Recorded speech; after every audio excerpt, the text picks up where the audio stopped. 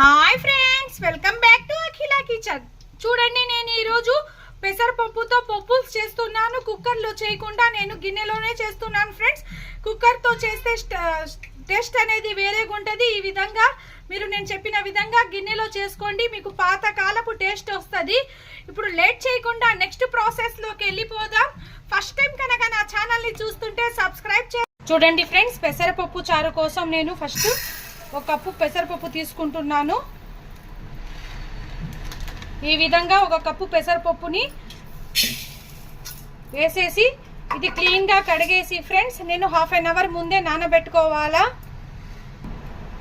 చూడండి, వాటర్ వేసి క్లీన్గా కడిగేయాలా. క్లీన్గా 2-3 టైమ్స్ కడుక్కొని హాఫ్ అన్ అవర్ ముందే ఈ విధంగా నానబెట్టుకోవాలా ఫ్రెండ్స్. ఈ విధంగా నానబెట్టుకుంటే మాకు పప్పు అనేది తొందరగా ఉడికిపోద్ది. మీరు కుక్కర్లో ఉడికిపెట్టుకునే పాట అయితే నానబెట్టాల్సిన అవసరం ఉండదు. చూడండి, నేను క్లీన్గా కడిగి ఈ విధంగా నానబెట్టేసేయాలా.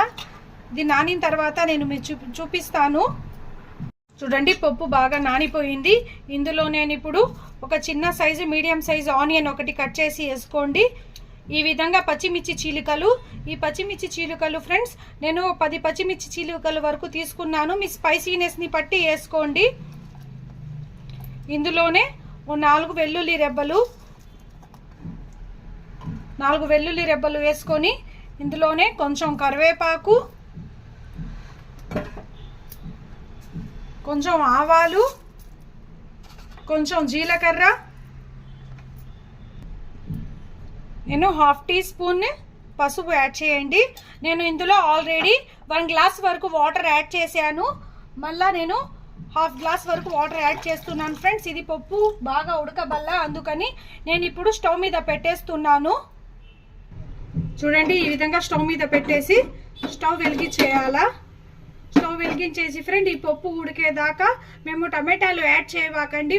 టమాటాస్ యాడ్ చేస్తే పప్పు అనేది మాకు తొందరగా ఉడకదు. పాత కాలంలో ఈ విధంగా కుక్కర్లు ఏం లేవు ఫ్రెండ్స్, ఈ విధంగానే ఉడికిపించుకునే వాళ్ళం. అప్పుడు మేము ఉప్పు టమాటాలు యాడ్ చేయకూడదు. టమాటాలు ఉప్పు యాడ్ చేస్తే పప్పు అనేది మాకు తొందరగా ఉడకదు. ఇది నేను కొంచెం ఉడికిన తర్వాత మీకు చూపిస్తాను. అప్పుడు వరకు మేము చింతపండు నానబెట్టుకుందాం. చిన్న నిమ్మకాయ సైజ్ అంతా చింతపండు క్లీన్గా కడిగేసి కొంచెం వాటర్ వేసి నానబెట్టేయాలా. ఈ పప్పు ఉడికే వరకు ఈ చింతపండు కూడా మాకు నానిపోద్ది ఫ్రెండ్స్. ఒక 3-4 టమాటాలు ఈ విధంగా సన్నగా కట్ చేసి తీసుకోండి. చూడండి, నేను టమాటాలు ఈ విధంగా కట్ చేసి తీసుకున్నాను. ఈ పప్పులో కొంచెం టమాటాలు ఎక్కువైతేనే బాగుంటాయి. చూడండి ఫ్రెండ్స్, మన పప్పు ఏ విధంగా ఉడికిందో అనేది మేము చూద్దాము. ఈ విధంగా తీసుకొని పప్పు కొంచెం చూసుకోండి ఫ్రెండ్స్. పప్పు ఈ విధంగా ఉడికితే మాకు ఇప్పుడు మేము టమాటాలు యాడ్ చేసుకుందాం. నేను ఇందాక కట్ చేసి పెట్టుకొని ఉన్న ఈ టమాటాలు యాడ్ చేసుకుందాం ఫ్రెండ్స్. దీంట్లో కొంచెం వాటర్ ఏమన్నా మీకు తక్కువ అనిపిస్తే కొంచెం వాటర్ యాడ్ చేసుకోండి. నేను ఈ టమాటాలు కూడా కొంచెం మగ్గబల్ల, అందుకని నేను 1/2 గ్లాస్ వాటర్ యాడ్ చేస్తున్నాను. ఇది బాగా టమాటాలు మొత్తం బాగా మగ్గాల. ఈ విధంగా చేసుకొని మీరు ఒకసారి ట్రై చేసి చూడండి ఫ్రెండ్స్. మీకు ఎప్పుడు చేసే కుక్కర్లో చేసే పప్పు కన్నా ఈ పప్పు చాలా టేస్ట్ ఉంటుంది. ఈ విధంగా చేసుకొని మీరు ఒకసారి ట్రై చేసి నా కామెంట్ రూపంలో తెలియచేయండి. Please subscribe friends, subscribe my channel Akhila kitchen. ఒక లైక్ ఇవ్వండి ఫ్రెండ్స్. మీరు లైక్ ఇస్తే ఇంకా నా వీడియోస్ చాలా మందికి రీచ్ అవుతాయి. ఇది మీడియం టు లో ఫ్లేమ్ పెట్టుకొని మేము టమాటాలు కూడా మగ్గించుకుందాం. కావాలంటే మీరు మూత పెట్టుకోవచ్చు. పొంగు పోకుండా చూసుకుంటా ఉండండి. చూడండి, మీరు అడుగు అంటకుండా మధ్యలో మీరు ఒకసారి కలుపుకుంటా ఉండండి. ఇది పెసరపప్పు కదా, తొందరగా అడుగంటిపోద్ది. చూడండి, ఈ విధంగా కలుపుకుంటా ఉండండి. ఆల్మోస్ట్ టమాటాలు కూడా మాకు మగ్గనొస్తున్నాయి. ఇది ఇంకొంచెం మగ్గాల. మగ్గిన తర్వాత నేను చూపిస్తాను. ఇది హెల్త్కి చాలా మంచిది ఫ్రెండ్స్. దీంట్లో విటమిన్ B12 ఉంటుంది, B కాంప్లెక్స్ అనేది ఉంటుంది ఫ్రెండ్స్. ఈ వేసవి కాలంలో ఈ విధంగా పెసరపప్పు చారు చేసుకొని ఒకసారి ట్రై చేయండి. చూడండి, ఇది మగ్గాల.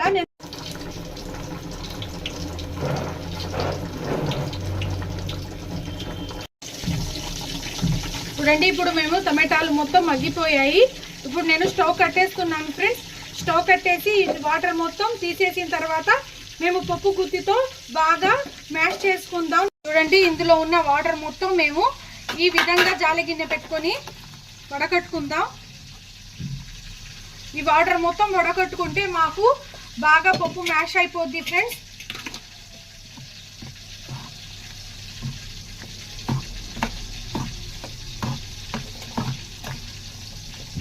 ఈ పప్పు గుత్తితో కూడా కదపడం మ్యాష్ చేయడానికి అవసరం లేకుండా బాగా ఉడికిపోయింది.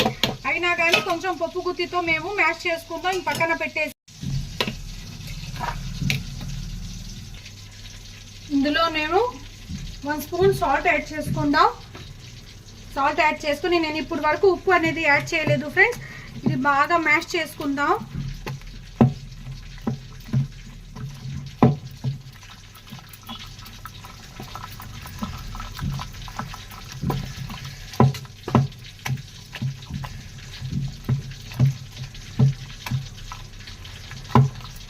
మ్యాష్ చేసుకున్నాను. ఈ విధంగా మ్యాష్ చేసుకుంటే మాకు సరిపోద్ది.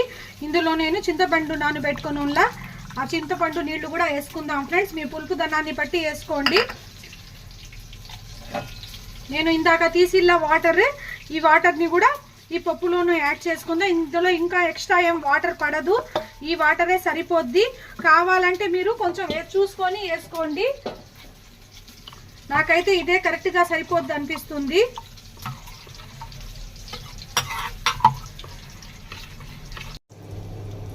దీనికి మళ్ళా ఒక 5 మినిట్స్ స్టవ్ మీద పెట్టి మేము మరిగించుకుందాం. ఎందుకంటే పచ్చి పులుసు వేసిల్లా చింతపండు పచ్చి పులుసు, అందుకని 5 మినిట్స్ అలా ఉడికించుకుందాం.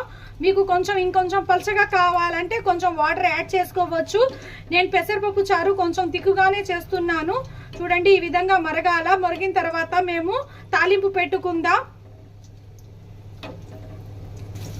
ఈ విధంగా అడుగు నుంచి కలుపుకుంటా మేము ఉడికించుకోవాలి ఫ్రెండ్స్, లేదంటే అడుగంటి పోద్ది. పెసరపప్పు తొందరగా అడుగంటి పోద్ది. ఇది కొంచెం మరగాల. చూడండి ఈ విధంగా మరుగుతుంది. ఈ విధంగా మరిగేటప్పుడే నేను కొంచెం కొత్తిమీర ఈ విధంగా సన్నగా తరిగి యాడ్ చేస్తున్నాను. ఈ విధంగా కొత్తిమీర ఫ్లేవర్ దీంట్లో యాడ్ చేయడం వల్ల బాగా పడుతుంది ఫ్రెండ్స్. ఓ 2 మినిట్స్ అలా మరిగించుకుందాం. ఈ విధంగా కలుపుకుంటూ మరిగించుకోండి, లేకపోతే పొంగెళ్ళిపోద్ది. ఇప్పుడు పక్కన తీసి పెట్టేసి పోపు కోసం రెడీ చేసుకుందాం ఫ్రెండ్స్. అదే స్టవ్ మీద కడాయి పెట్టి, కడాయి బాగా హీట్ అయిన తర్వాత చూడండి కడాయి బాగా హీట్ అయింది. ఇందులో నేను 2 స్పూన్ ఘీ యాడ్ చేస్తున్నాను. నేను ఘీతో తాలింపు పెడుతున్నాను ఫ్రెండ్స్. ఈ విధంగా ఘీతో పెడితే, నెయ్యితో పెడితే మాకు ఫ్లేవర్ అనేది బాగుంటుంది.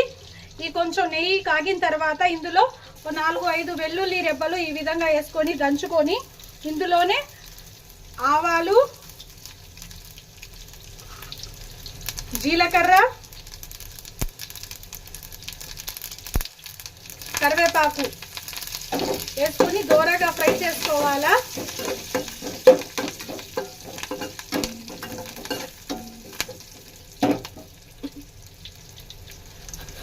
లైట్ గా కొంచెం ఇంగువ యాడ్ చేసుకోండి. ఎప్పుడైనా కానీ పులుసులో ఇంగువ ఫ్లేవర్ అనేది మాకు బాగుంటది.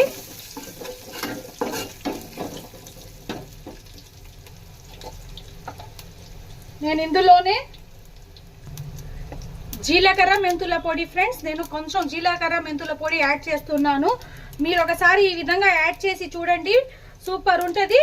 ఓ 1/2 spoon red chilli powder.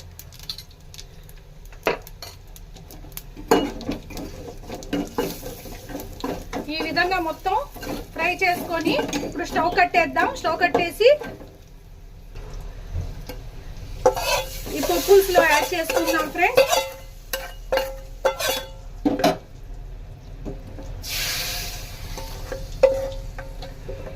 Smell మాత్రం సూపర్ వస్తుంది ఫ్రెండ్స్, ఎందుకంటే నేను నెయ్యితో వేసిల్లా తాలింపు అనేది. చూడండి మన పెసరపప్పు పులుసు రెడీ అయిపోయింది. నేను చెప్పిన విధంగా ఒకసారి ట్రై చేసి ఏ విధంగా కుదిరిందో నాకు కామెంట్ రూపంలో తెలియజేయండి ఫ్రెండ్స్.